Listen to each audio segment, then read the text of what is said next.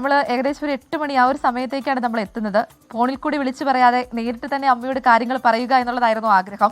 കാരണം ഇന്നലെ വൈകുന്നേരം ഏകദേശം ഈ സമയത്തിന് മുൻപായിട്ടാണ് നമ്മൾ ഇവിടേക്ക് എത്തുന്നത്. ഇവിടെ എത്തുമ്പോൾ നമ്മൾ കണ്ട കാഴ്ച അത് ഞെട്ടിക്കുന്നതാണ്.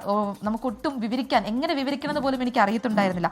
ആ രീതിയിലായിരുന്നു ആ കാഴ്ചകൾ. അതിനുശേഷമാണ് ഇന്ന് അതിനകത്ത് വലിയ തരത്തിലുള്ളൊരു ഇടപെടൽ, ഒരു ആശ്വാസകരമായിട്ടുള്ള വാർത്ത നമ്മളെ തേടിയെത്തിയത്. SK ആദ്യം സൂചിപ്പിച്ചതുപോലെ തന്നെ ദീപാവലിയുടെ അന്ന് അമ്മയ്ക്ക് വിളക്ക് തെളിയുകയാണ്. അമ്മയ്ക്ക് നാളെ ഈ വീട്ടിൽ നിന്ന് ഇറങ്ങി വേണ്ടി വരികയില്ല. ഈ കാര്യം ഞാൻ അമ്മയോട് വന്നപ്പോൾ തന്നെ പറഞ്ഞു. അമ്മേ, സന്തോഷമായില്ലേ? അമ്മയ്ക്ക് നാളെ ഇവിടുന്ന് പോവണ്ട. സന്തോഷം മോളൂട്ടി, സന്തോഷം. എൻ്റെ പേരെയാണെങ്കിൽ മഴ പെയ്ത മുഴുവൻ ആ മുറി മുഴുവനും ചോർന്നൊലിച്ച്. മന്ത്രിയുമായിട്ടൊക്കെ സംസാരിച്ചു. നമ്മൾ SK സാർ സംസാരിച്ചു. പറഞ്ഞു നാളെ അമ്മയെ ഇറക്കി വിടില്ല, അമ്മ ഇതിനകത്ത് ഈ ജപ്തി നീട്ടിവെക്കുന്നതുമായി ബന്ധപ്പെട്ട കാര്യങ്ങളൊക്കെ ചെയ്യുമെന്ന് പറഞ്ഞു. നാളെ അമ്മയ്ക്ക് ഇവിടുന്ന് പോകണ്ട, ഈ വീട്ടിൽ തന്നെ അമ്മയ്ക്ക് താമസിക്കാം.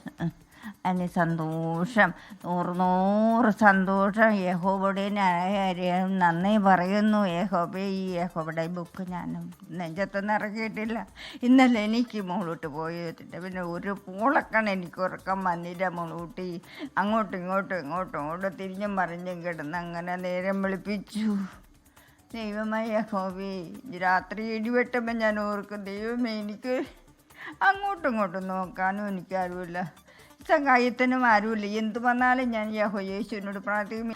അമ്മയുടെ വാക്കുകൾ അത് സന്തോഷത്തിൻ്റെയാണ്. ശരിക്കും പറഞ്ഞിട്ടുണ്ടെങ്കിൽ അമ്മ ആദ്യം നമ്മൾ വന്നപ്പോഴും ഇങ്ങനെ തന്നെയായിരുന്നു. കൂടുതൽ എങ്ങനെയാണ് സംസാരിക്കേണ്ടതെന്നോ പറയേണ്ടതൊന്നും ഈ പാവത്തിന് അറിയത്തില്ല. കാരണം 69 വയസ്സായി, 1.5 വർഷമായിട്ട് ഈ വീട്ടിൽ ഒറ്റയ്ക്കാണ്. സംസാരിക്കാനോ പറയാനോ ഒന്നും ആരുമില്ല. 2 മക്കളാണല്ലോ. അതിലൊരു മൂത്ത മകൻ വരുത്തി വെച്ചൊരു കടമാണ് ഈ അമ്മയ്ക്ക് ഈ നാളെ ഈ വീട്ടിൽ നിന്ന് ഇറങ്ങി. എന്തായാലും സന്തോഷകരമായ വാർത്തയാണ്. ഞാൻ ആദ്യം വന്നു കഴിഞ്ഞപ്പോൾ ആ അമ്മ ഒരുപാട് കരഞ്ഞു, ഒരുപാട് ചുംബനം എനിക്ക് തന്നു. സന്തോഷത്തിൻ്റെതായിട്ട് ഒരു മകളെ കിട്ടി എന്നൊക്കെ പറഞ്ഞു. ഒരുപാട് സന്തോഷമുണ്ട് SK. ഈ ഒരു നിമിഷത്തിൽ ഇങ്ങനെയൊരു വാർത്ത അത് എത്തിക്കാനായിട്ട് സാധിക്കത്തില്ല.